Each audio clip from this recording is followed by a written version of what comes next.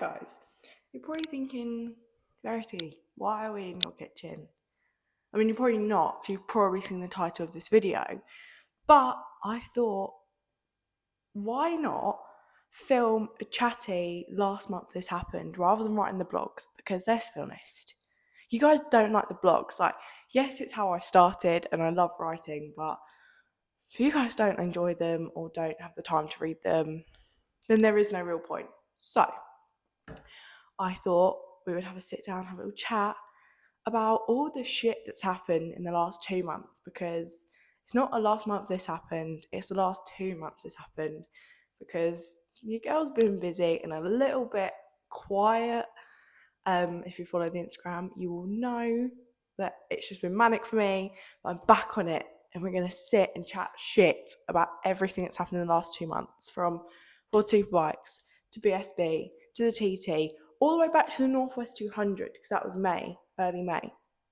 I also apologise for the fact I sound like a man. Hopefully you can't really tell, but I scheduled this in. I was like, do you know what, I'm going to sit down, we're going to do this. And then I get struck with a really bad throat/cold, so I apologise if I sound like Billy Goat's Gruff. But here we are. We're going to soldier on. Grab yourself a drink, got tea to stop me from feeling like I'm going to die. Grab a drink, get comfy, and we're just going to run through everything that's happened.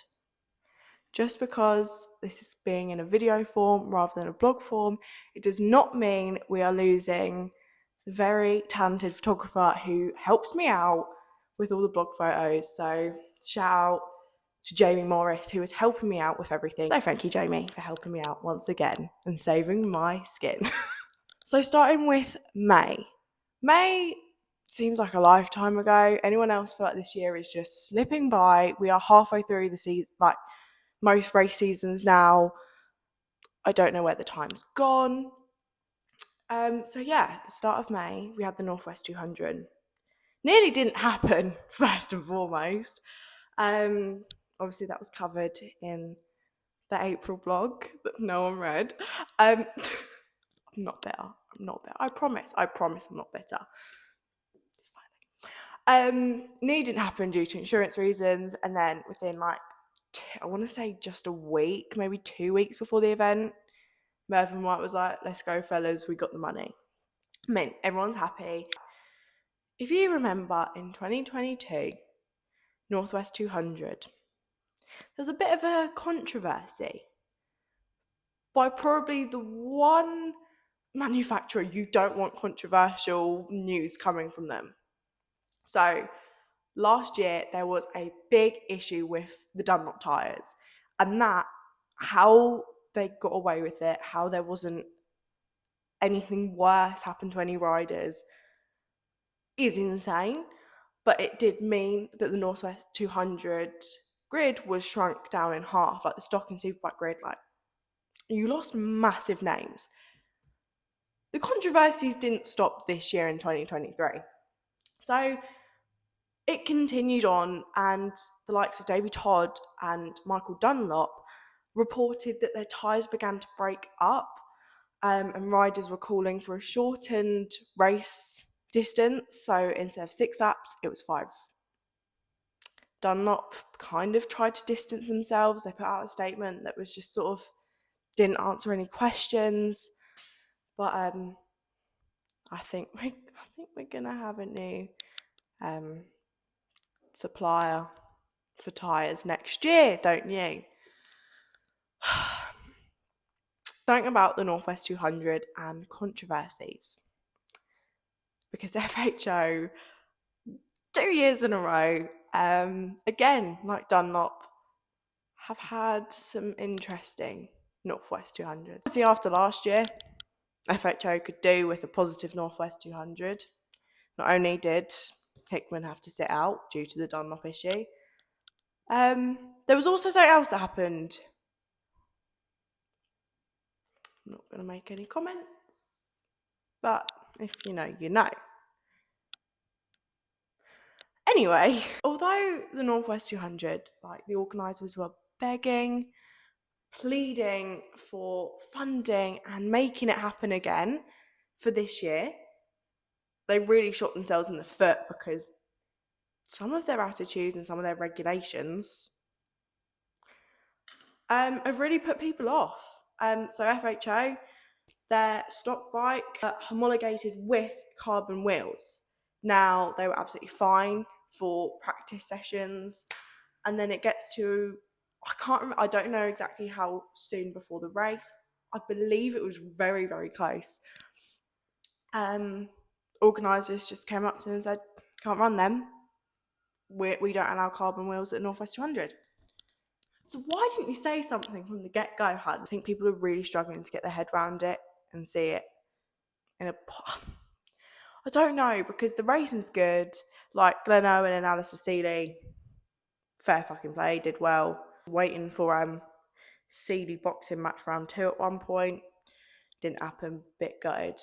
Anyway, but yeah, as I said, oh, my Nespresso machine's coming today. Sorry. Important things. However, FHO packed up and left, but that didn't mean that Peter Hickman left as well, because he had his Peter Hickman Racing Performance, say that when you're pissed, bikes alongside Pierre-Yves Bian. Say that with a block nose. Jesus Christ. Hickey stayed at the Northwest and was able to carry on his own machine. However, FHO left and said, we don't have enough confidence. And there is a quote that says they have no confidence. I would be shocked if I see them come back. I reckon Hickman will return with his own bikes. You know, he did extremely well, and so did Pierre on the PHR bikes at the TT. But I just really struggle to see them as a team come back. Like it's a lot of money for something that they have no confidence in. I know Feiho was looking forward to the road racing more, as she's a Macau girl, but if they get the opportunity to do Macau, I wouldn't be shocked to see the Northwest dropped. Anyway, unfortunately, there was bad news at the Northwest this year. Unfortunately, like there is in most racing, it's not a safe sport. I don't need to go into that. However, Lee Johnston, an absolute favourite of mine and so many people, unfortunately had a terrifying crash. Now, as I'm recording this is the 11th of July. I know I'm late recording it, but he just recently, just yesterday or the day before, uploaded a video with the onboard footage and him speaking about recovery, mental health, and it was a very emotional watch. But saying that, it shows that he is on the road to recovery following that crash in early May. So we are so happy to see Lee back on his feet, kind of. You know, he's still recovering, not fully back to his normal self. You know, recovering after all those surgeries. It's so lovely to see. But yeah, unfortunate that he had to go through that at the Northwest this year. In mid-May, World Superbikes headed to Barcelona, and are we shocked? Bautista, a Spanish rider in Spain, did the triple. Also, just to interject there, I messaged people and I said, what happened in May and June? And this is the response I got.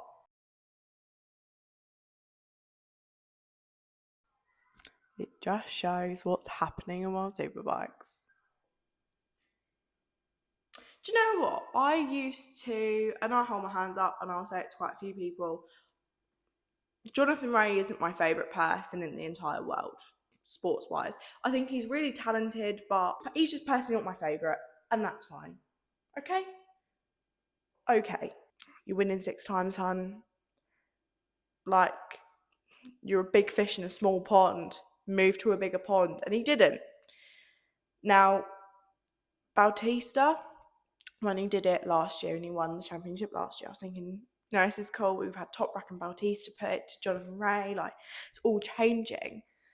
But now, Bautista did the triple at Barcelona. Like, God knows how many times he's done it this year. wouldn't be shocked if it's every bloody round. It's getting boring, like it is.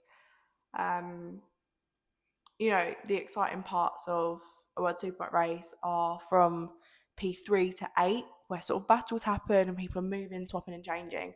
That's where the exciting bits come in, not who's winning, which is unfortunate because that's kind of why you watch it. But anyway, as I mentioned, P3 to P8 are some of the most interesting and exciting moments in World Superbike racing.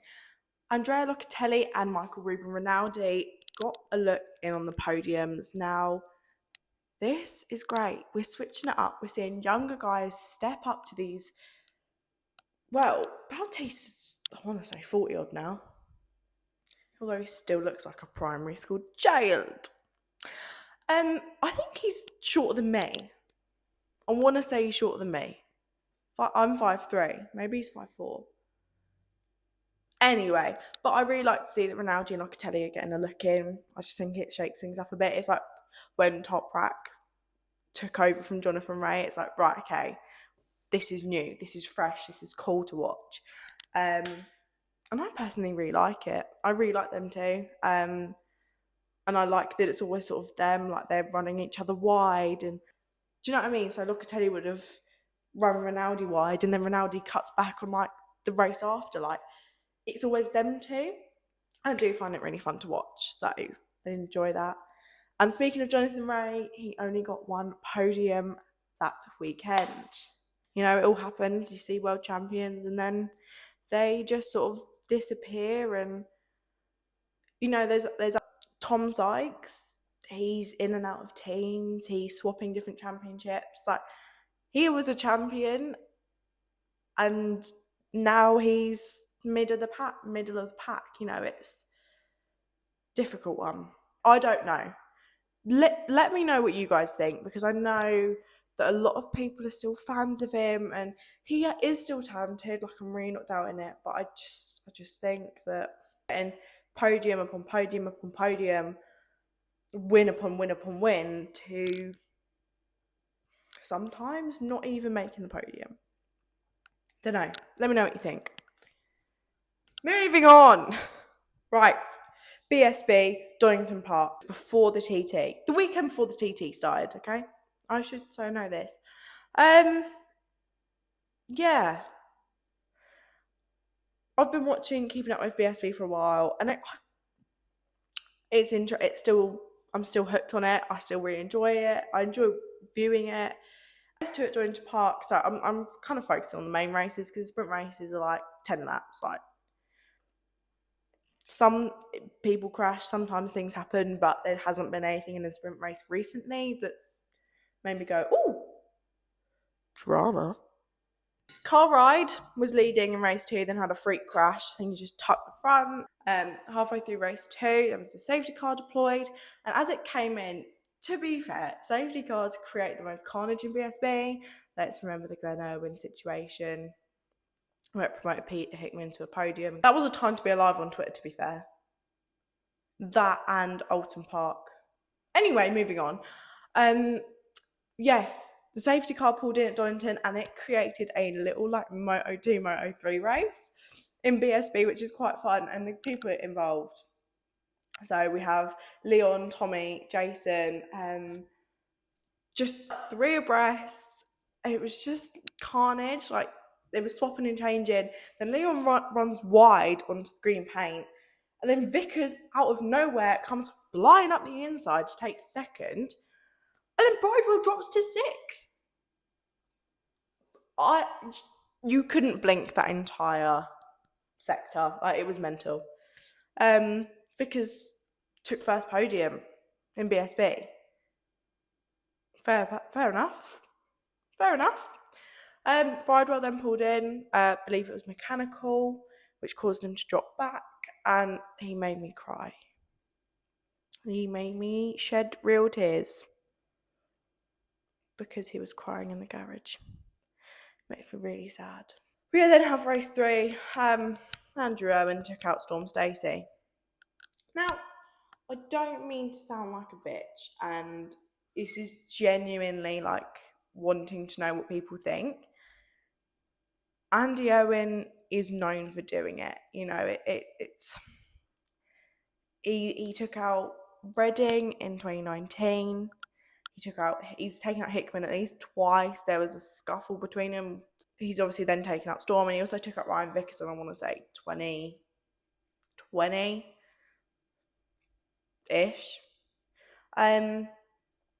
You know, there's not many obviously sometimes it is a race. He's ditched Christian as well.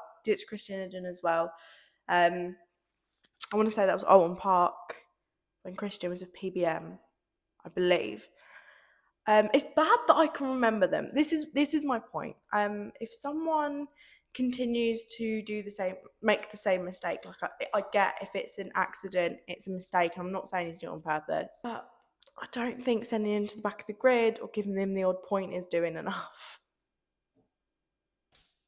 Just saying.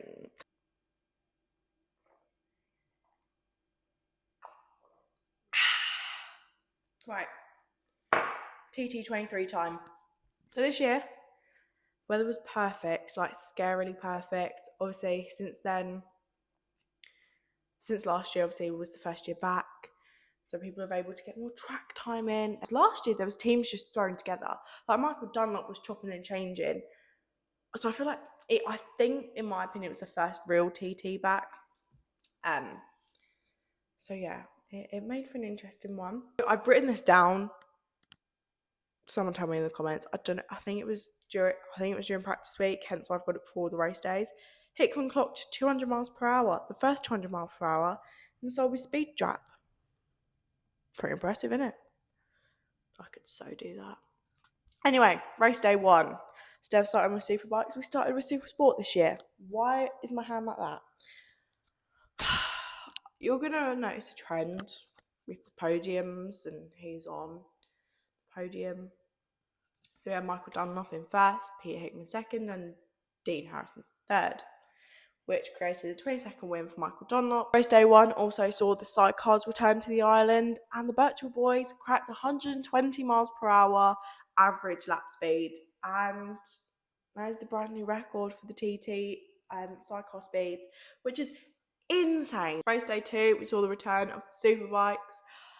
Michael Dunlop took first, Peter Hickman took second, and Dean Harrison third. Michael Dunlop has now equalled John McGuinness. At this point, he's equalled John McGuinness's race wins with 23 at the TT. One thing that occurred during that Superbike race was a quick shift problem for Peter Hickman. Now, especially going up the mountain, he just looked like he couldn't keep it pinned.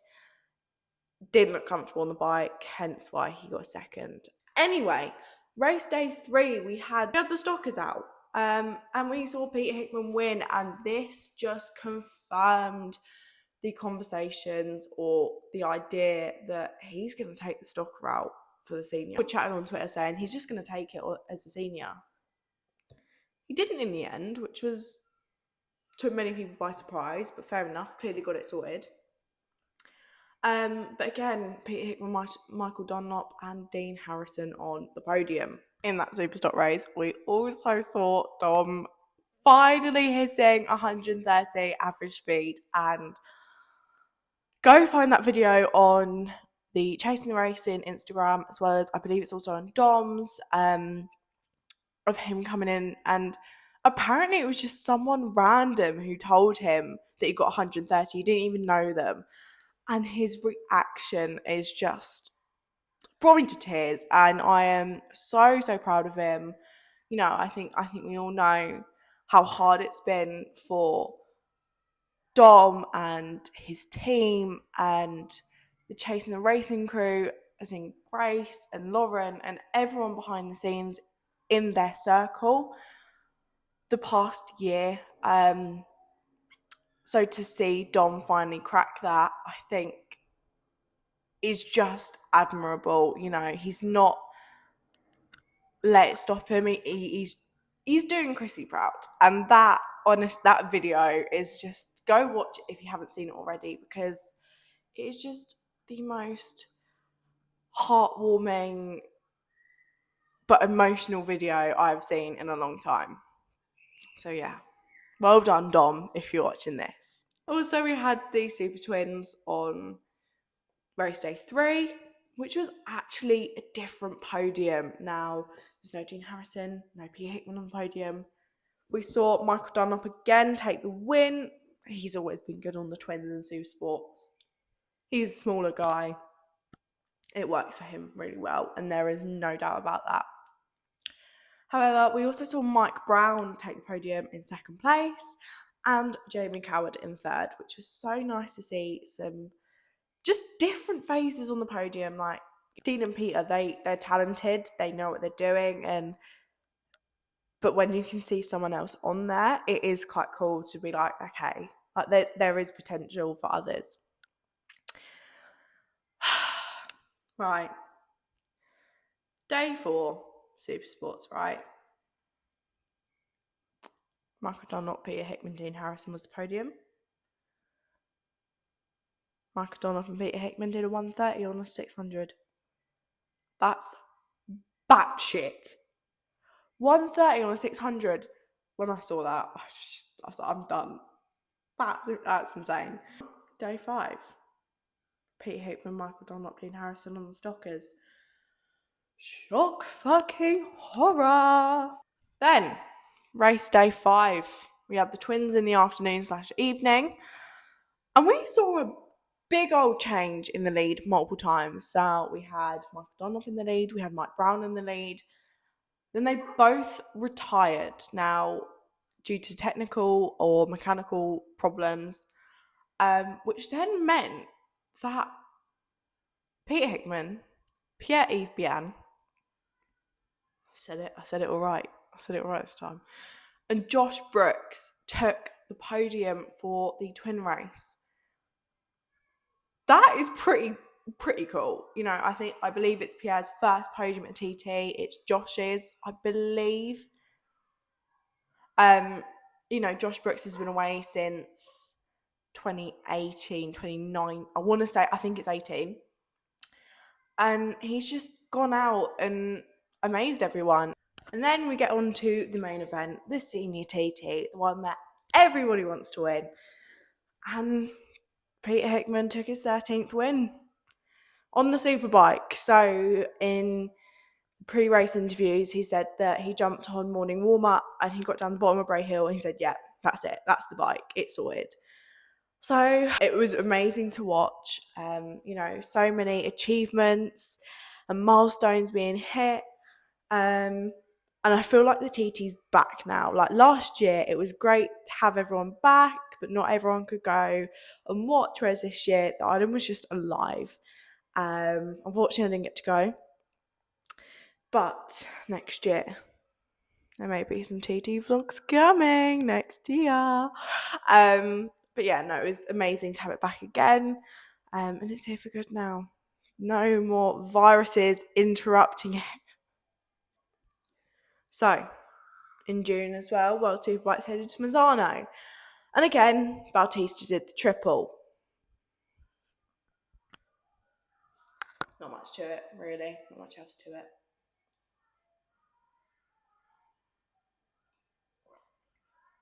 Don't really know what else to say. That Bautista won 3 times. Hello. Guys, we have a special guest. All the way from the sofa. Say hello to my dog, Marla. Do you want to join us? So, well, what do you have to say about Bautista winning? Okay, right. So Bautista did the triple, shock horror. However, Rinaldi did get 2 podiums, which again, like I said, it's nice to see different riders getting a look in. Is it really that boring? Is it? Okay. But there's nothing else really to say about Odd Superbikes at the moment. It's kind of, I don't know. I think a lot of people are sort of waiting for something exciting to happen. We're waiting patiently. I mean, it's. I enjoy it, but at the moment, I'm really struggling to. Are you bored now? Are you bored? Do you want? You can stay there. Do you want to take it from here? You okay? No, okay. Anyway, MotoGP. Now, you would have noticed I haven't really spoken about it in regards to the May rounds and also in June, but I've never really been a MotoGP fan. Like, I watched it a couple of years ago and it was good, especially when John Mir won the championships. Like, that was cool. Watched that season. And then, do you not like John Mir? Huffing and puffing about that, aren't you? Jesus. Right, ow. Anyway, I haven't really spoken about it because Marquez still out. Shock. He just hasn't been around. Has not been around, has he? Anything to say? No. Just gutted, aren't you? You're gutted. However, Jake Dixon, local lad, got a win in my O2 at Assen, which is amazing to see. You could see how much it meant to him. You know, the team and him personally. Can you stop yawning, please? What is she like? You could see how much it meant to him. Now he's got his little girl and his wife. You know, that he just really meant a lot, and he is a local lad to me. And I was always a fan of him when he was in BSB. So it's so nice to see that his hard work is paying off finally. Then back to MotoGP, Pecco Bagnaia is leading the championship from Jorge Martin, just 40 points ahead. And then, like I said, there's still no Marquez, so that's MotoGP. Moving on. Now, BSB returned after their TT break. And before we returned, we had news. Tim Neve took a step back from McCann's Yamaha. Apparently, the departure was amicable. Nothing else has really been said. However, they have got someone to fill his seat. 2014 Moto2 champion Tito Rabat. I'm going to go on to that later. Don't you worry. Right, mid-June, BSB packed its stuff up and headed all the way up to Scotland to Knock Hill. Now, it was. Let me just get comfy. It was okay, the round. I'm actually shrinking on this chair. It was quite standard. You know, you had the regular people in the lead: Ride, Irwin, Bridewell. Danny Buchan did not have the Knock Hill weekend he wanted. Like, he is normally really strong, but he wasn't really anywhere to be seen, unfortunately. This season not really going his way. He started off with injury, and poor Danny Boom Boom Buchan. He's not making much of a boom boom at the moment. Anyway, so in race 2, I literally wrote standard race. However, to be fair, until lap 24 of 30, when Glenn Irwin pulled his finger out, really, and jump scared Carl Rudd and Jason Halloran. That's literally what I said. He took the lead out of nowhere, really. Like, there's a bit of a gap, and then he just cleared him out. Ryan Vickers was actually hanging on for dear life at the back onto that group, which is fair enough. He's getting on really quite well with that Lamy Vape by OMG Racing bike. Fair play to him. One thing I did write is Steve Day's creepy commentary, because he said something like, Ryan Vickers is taking a nibble out of Carl Wright, and I was just, a nibble. I don't like that. I don't. Anyway, I think Glenn Irwin crashed. Tuck the front. That was his race over. Then we have race 3. Christian Hidden on pole. What a legend. Jason Halloran crashes and Glenn Irwin takes a win. Sorry? Like I said, it is amazing to see Christian Hidden back, because after last year, it was a shit show. It was a shit show. But yeah, it was pretty impressive. However, we then headed to Donington for World Superbikes. Now, if you haven't seen what happens at Donington World Superbikes, go and watch the vlog. Day 2 will be out soon, but day 1 is up now. And to be fair, the racing was kind of standard. It was Ray, Bautista, top rack, Bautista, Ray, top rack. It was just standard. Quite a big crash for Rinaldi. He was conscious when he was taken away to the medical centre and hospital, which is always good to hear. Tom Sykes had a crash. He ended up breaking ribs. Brad Ray had a crash. So it's his home round World Superbike. Crashed out, which is a shame. Not a lot happened. That's what I mean with World Superbikes. It's just not a lot happening at the moment, which I think a lot of people are really struggling with, and they're struggling to keep entertained by it. Next month is July. I'm in July right now, but next month I'll be reviewing is July, and July's already been quite a good one. So obviously since BSB Donington, World Superbikes Donington, we have had BSB Snetterton. However, that was July. We're not covering that until last month this happened. So you got to wait. But heading into Brands on the 21st of July, in BSB, we have Tommy in championship lead, Gleno in second, and Carl Ride third. One thing I did want to talk through is my shocks of the season. Now, some of them I've already mentioned, but again, for World Superbikes, it is the idea that Ray is running out of power. He's not what he was, and that's standard. It's nothing saying that he's not capable, but I just think the field's changing. So that's kind of been my shock. Even when Top Rack won the championship, Ray was very hot on his tail, and last year he was still very much there, but now it's starting to fade.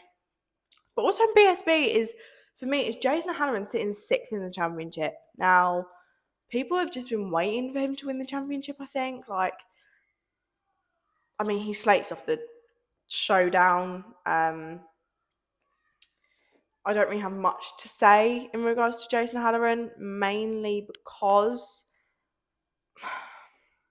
I'm not his biggest fan, personally. I get why people like him. He's talented. He does well. But again, just personally not my fave. But I think everyone's waiting for him to just win a championship, and he's just not doing it. He's so bizarre. He's kind of doing what Josh Brooks did in last year, just kind of faded and had the potential, but didn't perform. And also Peter Hickman sitting in 12th in the championship. Last year was his first year out of the showdown, and it's looking like it might stay that way, since the TT has just not really had it, and he's made statements and said that is the case. It's just not been right, and it hasn't been a good weekends for him. So that's kind of my shocks. It's just so difficult, isn't it? Then going into, obviously Snetterton happened, but like I said, I'm not talking about that just yet. For Snetterton, McCallum's replaced Dimneve with Tito Rabat. Tito went and got P in the top 10s. And there's people saying he wouldn't do it. I know a lot of people are angry about it.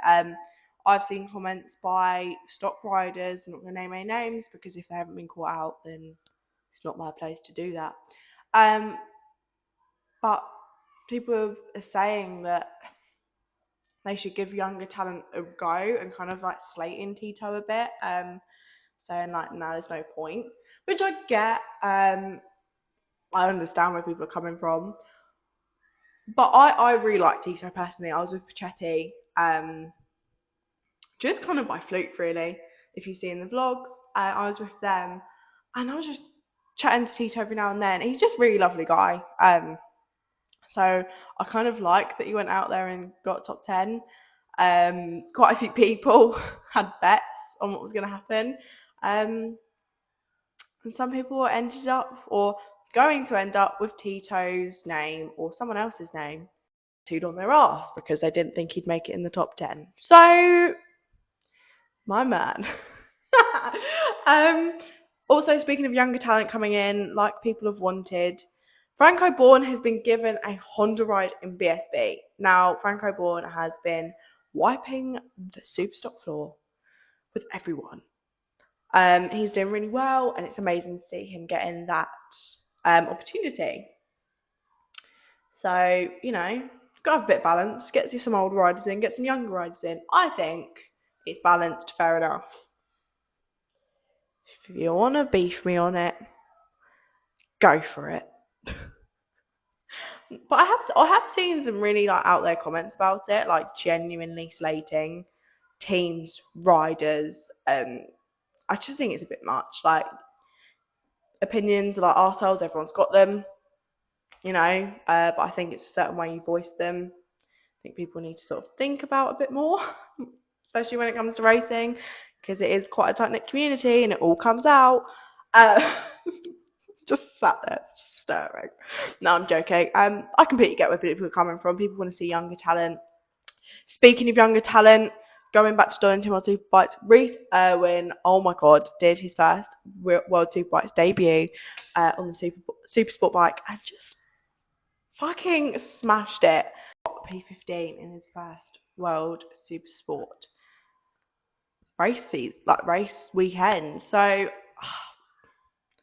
fair fucking play to him. So there you go. Younger talent. They are getting more help. I understand why people are saying that.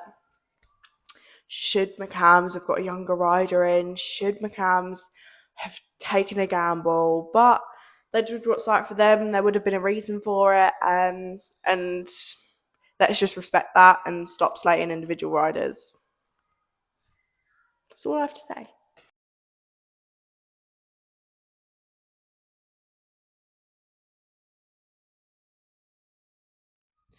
Motorsport is dangerous, it goes without saying, and unfortunately, there are incidents that claim lives.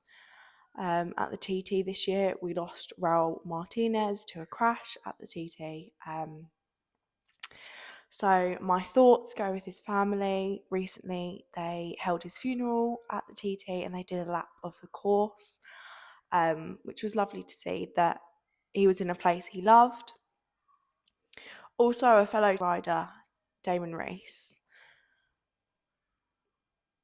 He unfortunately passed away on the 30th of June due to a freak illness. Now, we don't know exactly what, we just know he underwent many surgeries, and unfortunately there wasn't a lot they could do.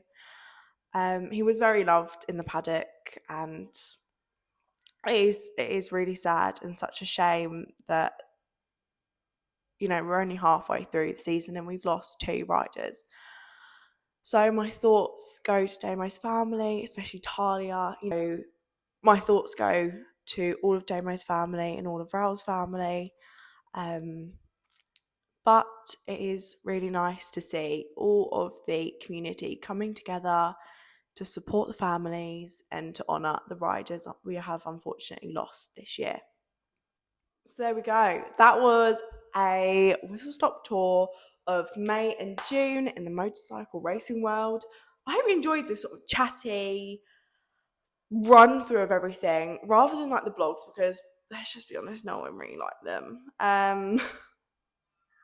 So yeah, once again, thank you for watching. Make sure you like and subscribe, otherwise I will find you. Anyway, we'll catch you guys in the next vlog, which will be coming next week and also next month.